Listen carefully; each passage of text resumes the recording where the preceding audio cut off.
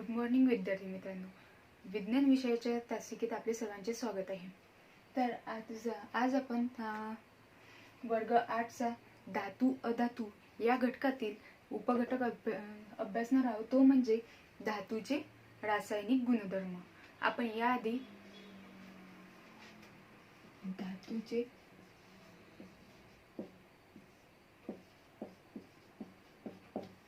रासायनिक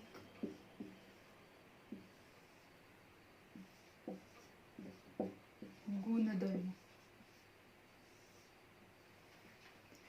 आपण या आधीच्या तासिकेत धातू तसेच अधातू धातूचे भौतिक गुणधर्म आणि अधातूंचे भौतिक गुणधर्म हे आपण आधीच्या तासिकेत अभ्यासले। तर आज आपण अभ्यासणार आहोत धातूचे रासायनिक गुणधर्म।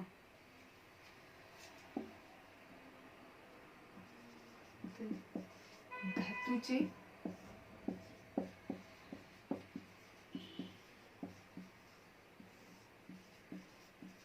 रासायनिक गुणधर्म।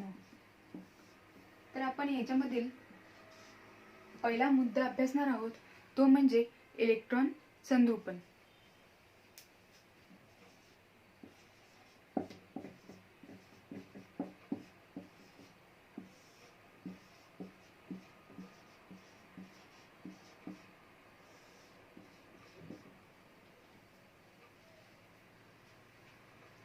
तर इलेक्ट्रॉन संरूपण हे सर्व मूलद्रव्याच्या रासायनिक गुणधर्माचा आधार असतो। तर आपण इलेक्ट्रॉन संरूपण म्हणजे काय, तर आपण एखादा मूलद्रव्य घेतला, समजा सोडियम घेतला, तर सोडियमचा अणुअंक किती असतो, 11। तर म्हणजेच सोडियम मध्ये किती इलेक्ट्रॉन असतील, 11 इलेक्ट्रॉन। तर याचं इलेक्ट्रॉन संरूपण कसं केलं जाईल, तर सोडियमच्या पहिल्या कक्षेत 2 इलेक्ट्रॉन असतील, सोडियमच्या दुसऱ्या कक्षेत 8 इलेक्ट्रॉन, तिसऱ्या कक्षेत 1 इलेक्ट्रॉन।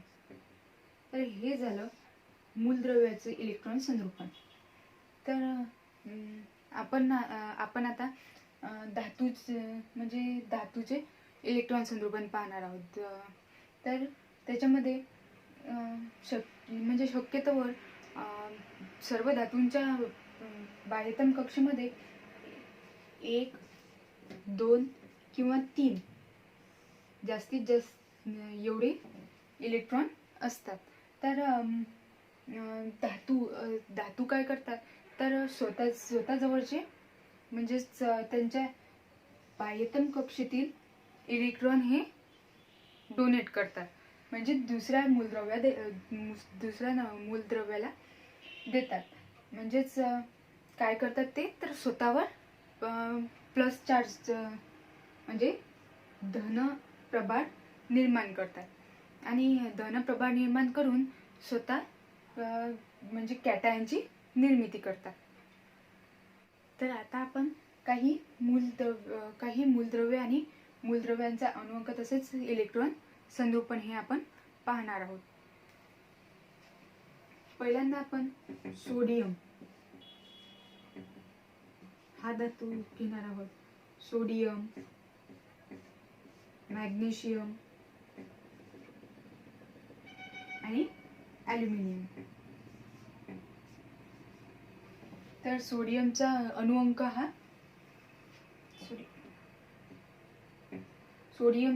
हा 11 असतो, मॅग्नेशियमचा 12 आणि ॲल्युमिनियमचा 13।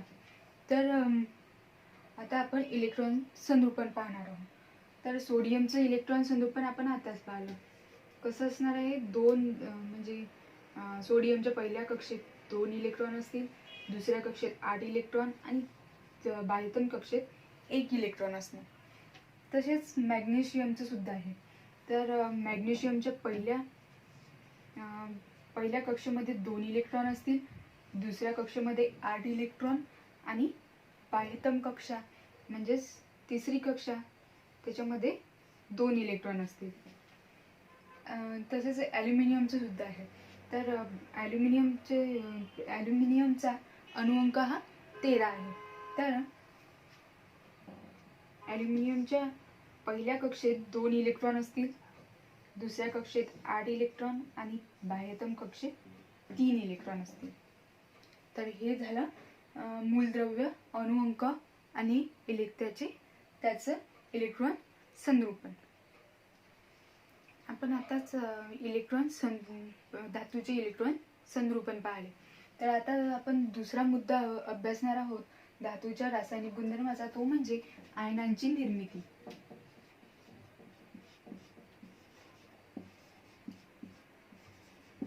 आयनांची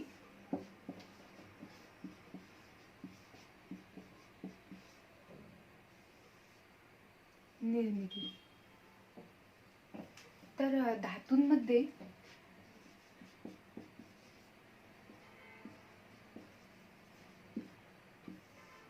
बाह्यतम कक्षातील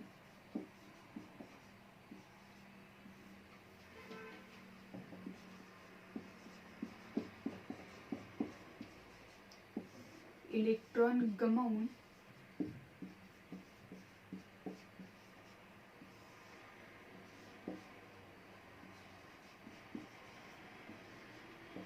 धनप्रभार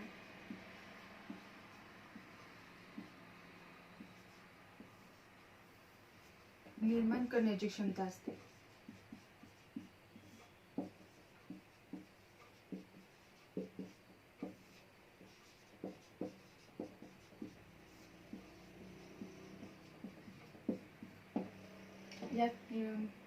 म्हणजे धातू काय करतात, तर धातू हे स्वतःच्या बाह्यतम कक्षेतील इलेक्ट्रॉन हे गमावतात, म्हणजेच डोनेट करतात आणि स्वतःवर धनप्रभार निर्माण करतात. तर धनप्रभार म्हणजेच कॅटायन निर्माण करतात. तर आपण त्याची काही उदाहरणे पाहू. जसे सोडियमचा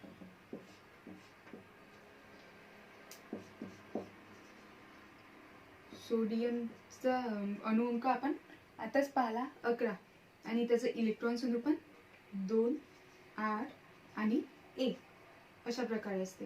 तर सोडियम काय करतो, तर त्याच्या बाह्यतम कक्षेतील, म्हणजे बाह्यतम कक्षेमध्ये किती इलेक्ट्रॉन आहेत, तर 1 इलेक्ट्रॉन आहे. तर सोडियम हा स्वतःच्या बाह्यतम कक्षेतील 1 इलेक्ट्रॉन गमावून स्वतःवर पॉझिटिव्ह चार्ज तयार करतो, म्हणजेच Na+.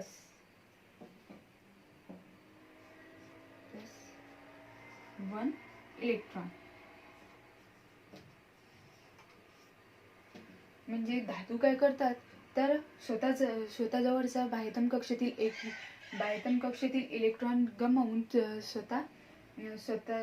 म्हणजे स्वतःची जी कक्षा असते ती पूर्ण करतात.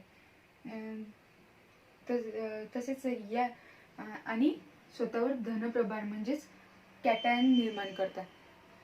तर आपण सोडियम मध्ये काय होते, तर त्याची बाह्यतम कक्षामध्ये 1 इलेक्ट्रॉन आहे, तर तो 1 इलेक्ट्रॉन गमावून स्वतःवर 1 धनप्रभार निर्माण करतो. तसेच मॅग्नेशियमचा अणुअंक हा 12 असतो, आपण आताच पाहिलं, आणि त्याचं इलेक्ट्रॉन संरूपण 2, 8 आणि 2 अशा प्रकारे असते. तर मॅग्नेशियम मध्ये त्याच्या बाह्यतम कक्षेमध्ये 2 इलेक्ट्रॉन असतात. तर मॅग्नेशियम काय करतो, त्याच्या बाह्यतम कक्षेतील 2 इलेक्ट्रॉन गमावून स्वतःवर 2 धनप्रभार निर्माण करतो आणि 2 इलेक्ट्रॉन गमावतो.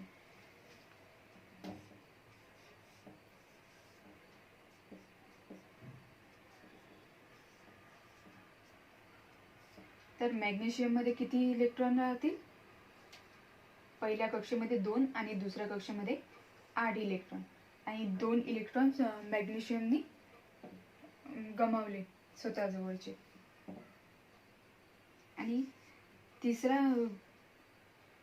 तिसरा आपण उदाहरण पाहणार आहोत, ते म्हणजे ॲल्युमिनियमचा अणुअंक हा 13 असतो.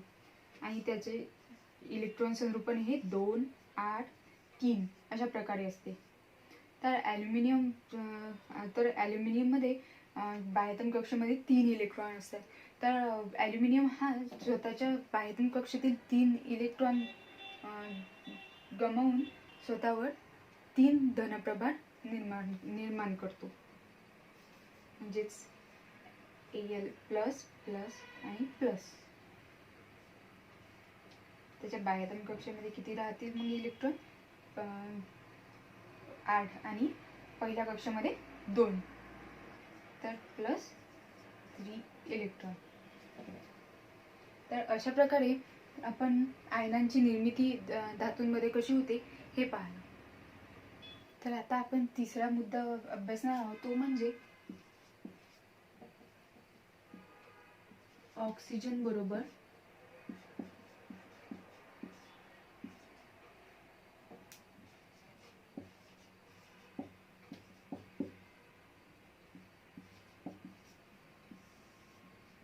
अभिक्रिया.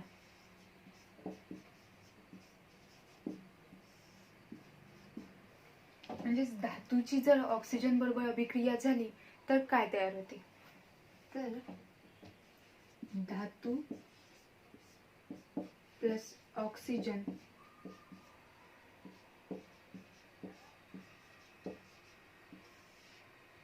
बरोबर धातूचे ऑक्साईड.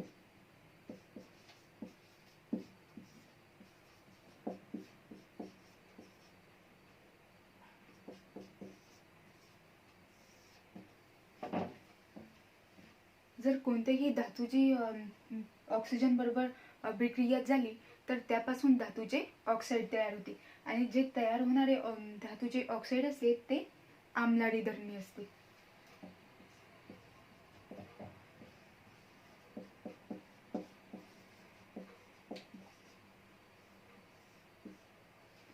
म्हणजे कोणत्याही धातूची ऑक्सिजन बरोबर जर अभिक्रिया केली तर त्यापासून धातूचे ऑक्साईड तयार होऊन आम्लारी धर्मी जे ऑक्साईड तयार होते ते आम्लारी धर्मी असते. तसेच जर धातूच्या ऑक्साईडचे आम्लाबरोबर अभिक्रिया झाली तर त्यापासून क्षार आणि पाणी तयार होते. म्हणजे धातूचे ऑक्साईड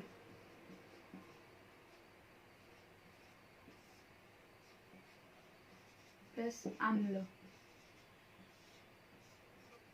म्हणजे धातूचे ऑक्साईड कशी असते तर आम्लारी धर्मी असते. म्हणजेच धातूचे ऑक्साईड हे आम्लारी असते. जेव्हा आम्लारी आणि आम्लाची अभिक्रिया होते त्यापासून क्षार आणि पाणी तयार होते.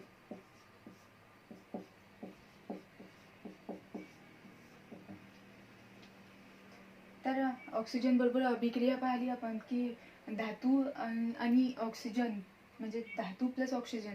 तर धातूची ऑक्सिजन बरोबर अभिक्रिया होऊन धातूचे ऑक्साईड तयार होते आणि जे ऑक्साईड धातूचे ऑक्साईड तयार होते ते आम्लारी धर्मी असते. आणि धातूचे ऑक्साईड आणि आम्ल यांची जर अभिक्रिया झाली तर त्यापासून क्षार आणि पाणी तयार होते.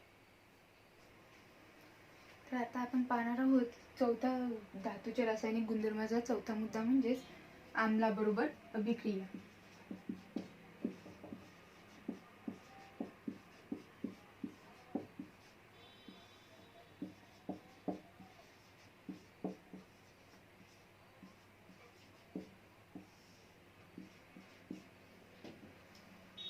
बहुतेक धातूंची जर आम्लाबरोबर अभिक्रिया झाली असता त्याच्यापासून क्षार तयार होतात आणि हायड्रोजन वायू हा बाहेर पडतो. जेव्हा धातू प्लस आम्ल बरोबर क्षार प्लस हायड्रोजन वायू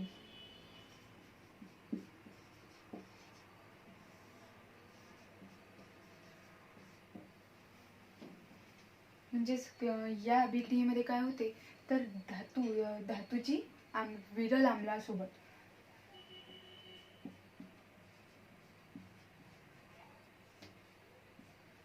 धातूची विरल आम्लासोबत जर अभिक्रिया झाली तर त्यापासून क्षार तयार होऊन हायड्रोजन वायू हा बाहेर पडतो. तर आता आपण पाहणार आहोत की धातूची पाण्याबरोबर अभिक्रिया.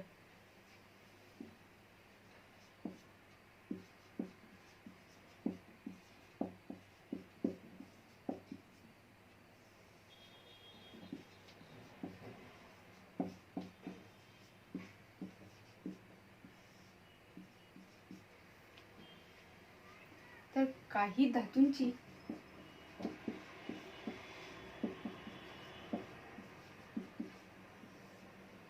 पाण्याबरोबर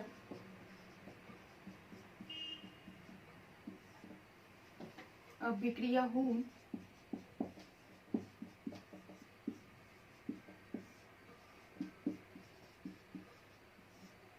हायड्रोजन वायू बाहेर पडतो.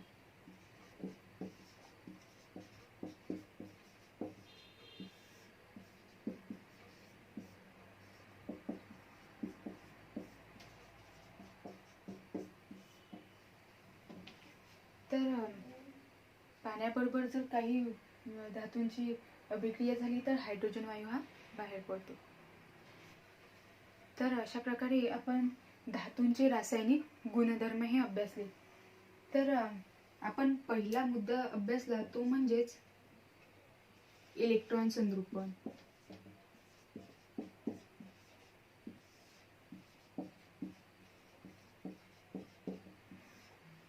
तसेच दुसरा मुद्दा अभ्यासला तो म्हणजे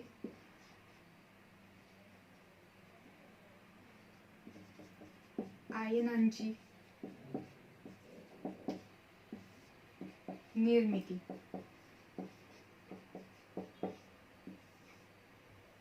म्हणजे आपण पहिल्यांदा पाहिलं की कोणत्याही धातूचे जे इलेक्ट्रॉन संरूपण होते ते कसे केले जाते, तसेच धातूंमध्ये आयनांची निर्मिती कशी होते. तसेच तिसरा मुद्दा अभ्यासला तो म्हणजे ऑक्सिजन बरोबर अभिक्रिया.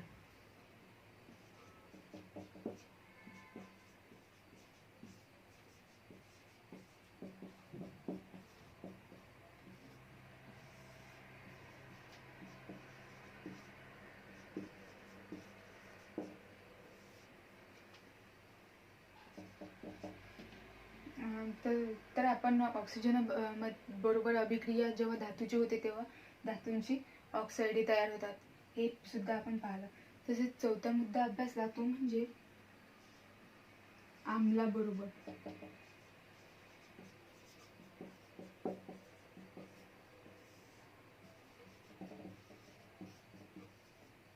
अभिक्रिया.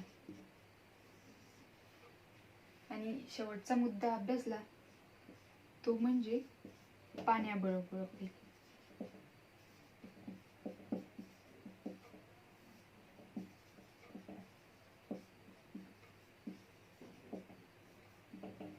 तर आज आपण हे धातूंच्या रासायनिक गुणधर्माचे पाच घटक हे अभ्यासले.